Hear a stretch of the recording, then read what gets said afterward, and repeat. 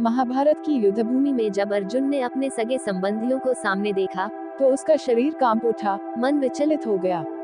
उसने अपना धनुष नीचे रख दिया और कहा, मैं ये युद्ध नहीं कर सकता। और तभी श्री कृष्ण ने अर्जुन को जीवन का सबसे महान ज्ञान दिया, भगवद गीता। लेकिन गीता सिर्फ एक धार्मिक ग्रंथ नहीं है, ये है एक ऐसा जीवन मार्गदर्शन जो हमें बताता है कि स्वयं को कैसे सुधारा जाए, जीवन में कैसे आगे बढ़ा जाए और मन की कमजोरियों को कैसे जीता जाए। कृष्ण ने सबसे पहले अर्जुन से कहा, हे अर्जुन, तू अपने कर्तव्य से क्यों भाग रहा है? यह सवाल सिर्फ अर्जुन से नहीं था, यह सवाल हर उस इंसान से है जो कभी न कभी खुद से हार मान लेता है। आज के समय में भी जब हम चुनौतियों से डरते हैं, जब मन विचलित होता है, गीता हमें याद दिलाती है, कर्म करो, फल की चिंता मत करो। हम अपने जीवन में अक्सर इस वजह से दुखी रहते हैं क्योंकि हम परिणाम से डरते हैं। लेकिन कृष्ण कहते हैं, फल की इच्छा छोड़ो और सिर्फ अपने कर्म पर ध्यान दो। यही है पहला कदम आत्म विकास का।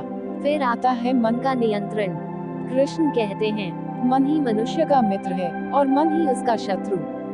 अगर तुम अपने मन को जीत लोगे तो कोई भी संघर्ष, कोई भी भय तुम्हें रोक नहीं सकता। पर अगर मन ही तुम्हारा मालिक बन जाए तो सबसे बड़ा युद्ध अपने ही भीतर चलने लगता है। गीता हमें सिखाती है, डिसिप्लिन का मतलब है मन पर नियंत्रण। अपने विचारों को सकारात्मक बनाना ही सबसे बड़ा सेल्फ इम्प्रूवमेंट है। अर्जुन को मृत्यु का डर था, रिश्तों को खोने का डर था, लेकिन कृष्ण मुस्कुराते हुए कहते हैं, जो हुआ वह अच्छा हुआ, जो हो रहा है वह भी अच्छा हो रहा है, और जो होगा वह भी अच्छा ही होगा। यह वाक्य हमें सिखाता है, भविष्य की चिंता मत करो, वर्तमान को जियो। और सबसे बड़ा सबक जो गीता हमें देती है, स्वधर्म का पालन करो। हर व्यक्ति का एक उद्देश्य है, उसे खोजो और पूरी श्रद्धा से निभाओ, तभी जीवन सार्थक बनता है। अर्जुन को जब ये सब ज्ञान मिला तो उसने फिर से गांडीव उठाया, आत्मविश्वास से भरा, निडर और शांत मन से।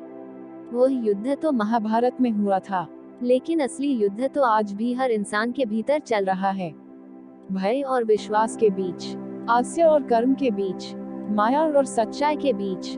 अगर आप गीता के इन संदेशों को अपनाते हैं तो आप न सिर्फ खुद को बदल सकते हैं, बल्कि अपनी पूरी जिंदगी को भी एक नई दिशा दे सकते हैं। क्योंकि भगवद गीता सिर्फ अर्जुन के लिए नहीं थी, वो हर उस इंसान के लिए है जो अपने जीवन के युद्ध में जीतना चाहता है।